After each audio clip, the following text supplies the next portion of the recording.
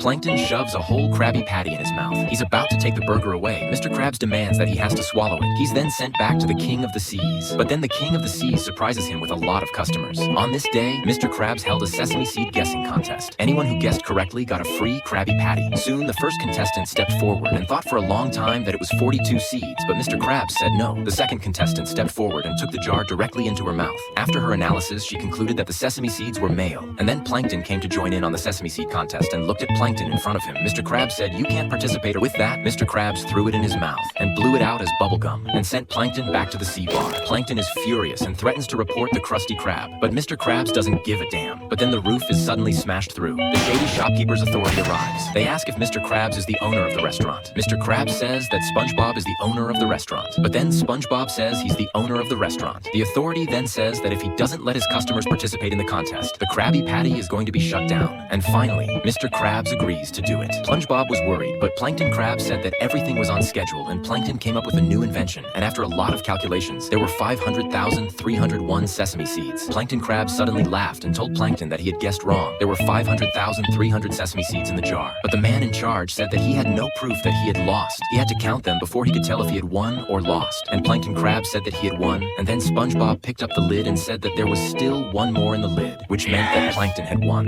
Then Plankton, trying to stall for time, said he couldn't take his prize until after the show. Then Plankton destroyed all the slices of bread, and then the bread man came, and Plankton ate the Krabby Patty. When Plankton returned home, he asked Karen to cut himself open and take out the Krabby Patty. With Karen's chainsaw, cutting down business at Seabusters picked up. But the next moment, a customer came out with his stomach in his hands. It turned out that Karen had taken out Plankton's stomach acid while she was taking out the Krabby Patty. Happy to see that Plankton hadn't cracked the secret recipe, Mr. Krabs asked SpongeBob to pick up the bread he had thrown away.